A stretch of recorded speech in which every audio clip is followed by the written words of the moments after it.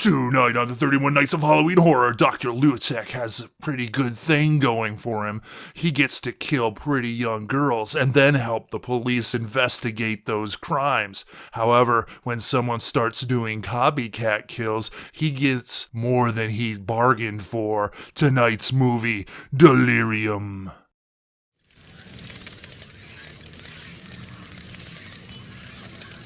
Hello everybody and welcome back to another episode of the 31 Nights of Halloween Horror!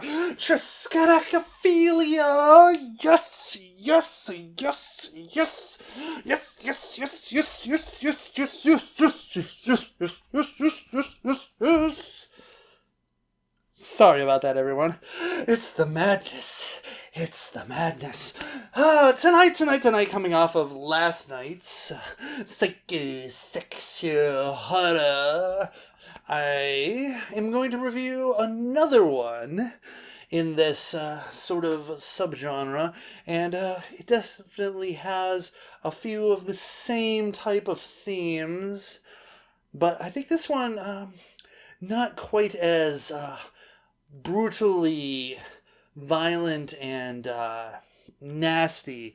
And this one is Delirium, otherwise known as Delirio Caldo. And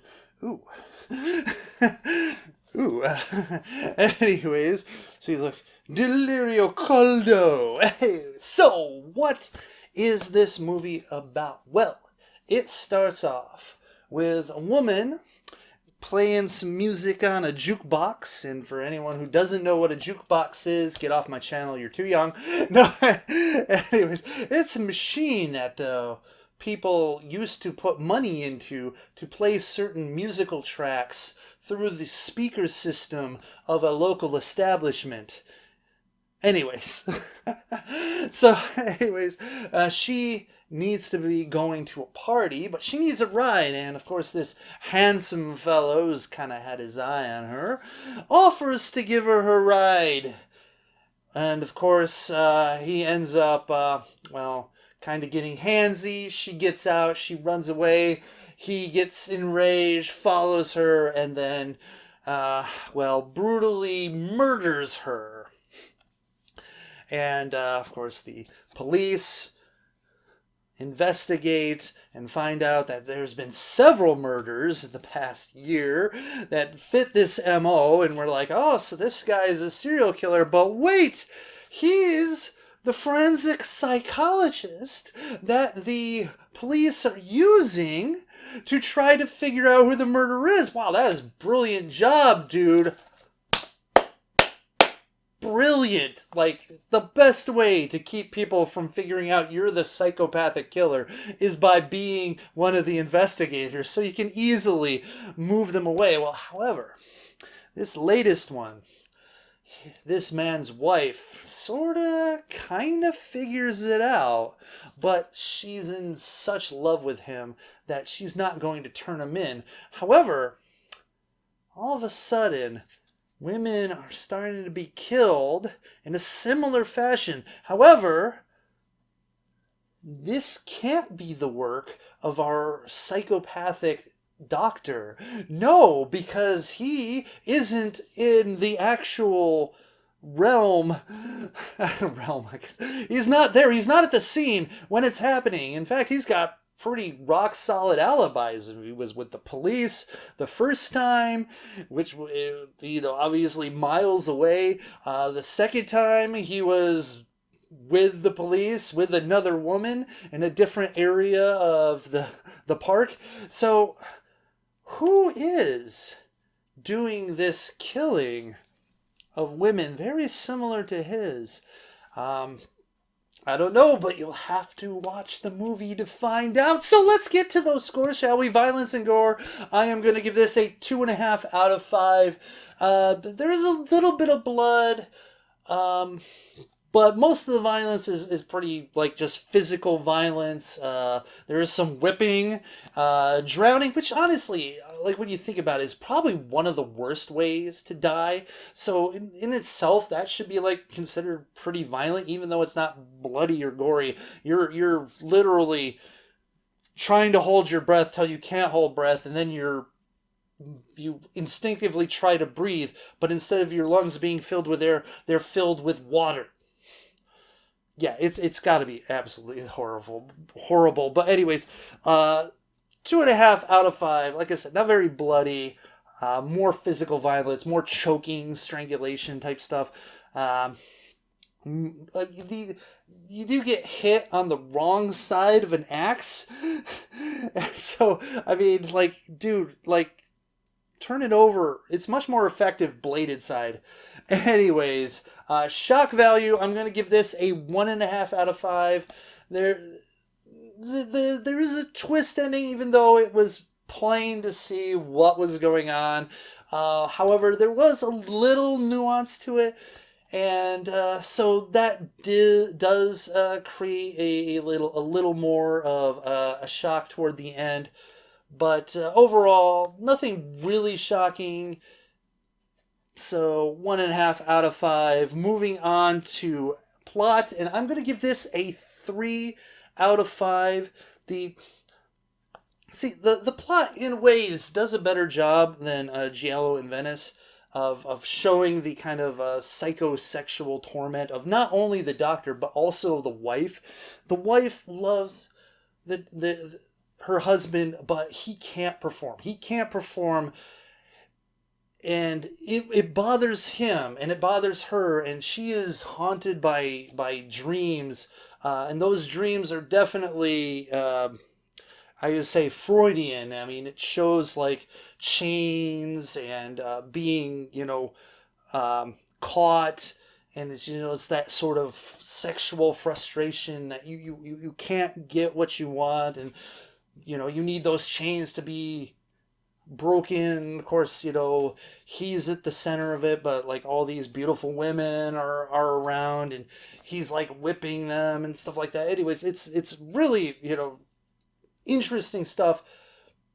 And the doctor too, he wants to please his wife, but he knows he can't do anything unless he's like literally trying to kill someone. That's the way he gets his rocks off, is by strangulation, brutalization, and he doesn't want to do that to his wife. He can't bring himself to do it because he loves her. He really does love her, and he can't go all the way because that would mean her death. And so so you get there, but the problem is the weak part of the plot of this movie is just the sort of there's this sort of red herring guy in there, this really sleazy guy, and his participation in the movie really doesn't add a lot to it and kind of drags it down. There are parts of this movie where it could be a bit more tight, and unfortunately it gets a little bogged down here and there, so I can't give it like a super high score, but it's still very decent. So 3 out of 5 for the plot. Moving on to acting, I'm going to give this a 3.5 out of 5. Like the doctor and the wife do a really good job of portraying their angst, their confusion, their desire to be pleased and to please, and the conflict with them. I mean, the doctor is very conflicted. He knows he's a horrible person. He knows he's a murderer, but you can sense the good in him. Like there's a thing where he's sort of sizing up this student, and he's a doctor. He's very well to do, and she could probably give him, help with her studies. So she's thinking that way, and he's just sizing her up as another victim. And he gets to the point where he's just like, get out of the car, just go, get out. I'm sorry, I can't, So you see that struggle in him, and he does a great job with his expressions and stuff like that. So really, well done by him. Some of the other characters, especially the sleazeball, very just, So overall, 3.5 out of 5. Moving on to Nudity, and I'm going to give this also a 5 out of 5. There's maybe not as much as Giallo in Venice, but definitely a lot there. The dreams, the sort of sexual dreams that the wife is having involve her and multiple women, as well as the husband, and of course there are the scenes with the victims. You know, they're implied sexual violence. Not a lot of it is like the first kill is more sexual violence, but everything else is kind of like implied but not shown. So, but I mean, every victim has to have like their top ripped off. It's just like the rule in this movie. Uh, anyways, 5 out of 5. Moving on to enjoyment factor, I'm going to give this a 3 out of 5.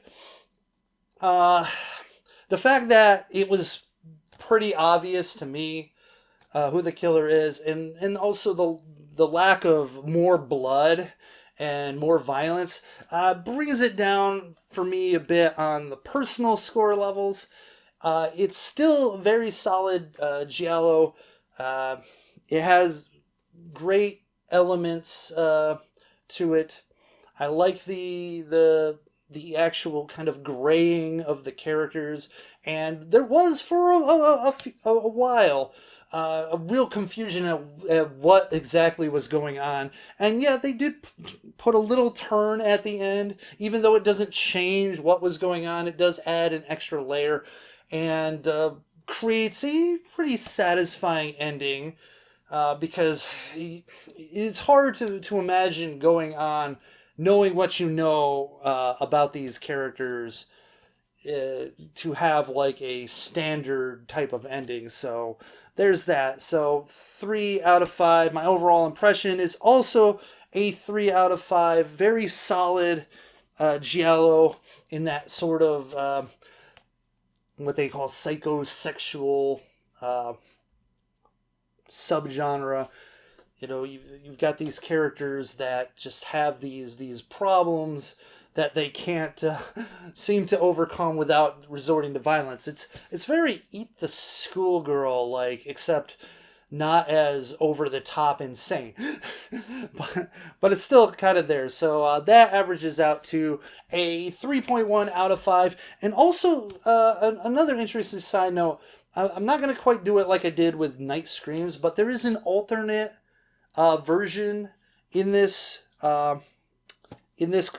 Vinegar Syndrome release, which is really rough because it's kind of pieced together from like old VHS tapes, something like, I don't know if it was like a Dutch release or whatever, where they added this whole like he was a Vietnam veteran, and they cut the movie to kind of get to basically say like he was the murderer all along, and added an extra kill scene. And in the end, they pulled a Jacob's Ladder. If you've ever seen Jacob's Ladder, you know what I mean. They pulled a Jacob's Ladder out of this movie years before Jacob's Ladder was a thing, which is really, really kind of crazy. When I saw it, I'm just like, wow, that's interesting. It's hard to rate it because it's almost like a different entity in that context. And the problem is when you watch this one first and then you watch the second one, it really, you see the cuts and you see the way they edit it, and it really just detracts from that experience. But you know, kudos on the ending though, man. That was ahead of its time there. So anyway, so I'm not going to do separate scores about that, but it's just really interesting. So if you ever pick this up from Vinegar Syndrome, be aware that that exists, and give it a watch. It's interesting. Anyways, that's it for tonight's 31 Nights of Halloween Horror episode. Tell me what you like in the comment section below, blah, blah, blah, all that stuff like that. And remember to stay scary, internet. And as always, like I said last time, don't let the nut... But this is another thing. It's like,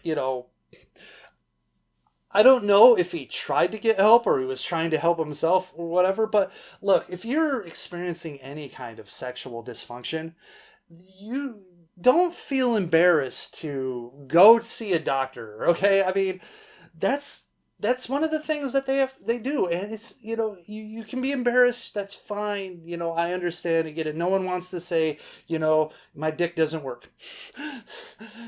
And more people probably don't want to say my dick doesn't work unless I'm strangling a bitch.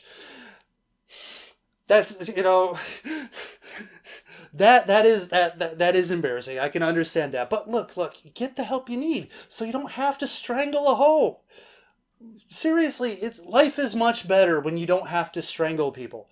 I from experience, like strangling people, it might be fun, it's fleeting, whatever, but you end up killing people, and you're probably going to end up going to jail, and you're going to feel real bad about it. But not strangling people is actually really fun, because you get to talk to people, and they get to live, and you get to interact with them more times than that brief time when you're, like, choking the life out of them. I'm just saying, like, to strangle or not to strangle, not to strangle, okay? Like, I'm just saying, like, get some help. Get some help. Ah!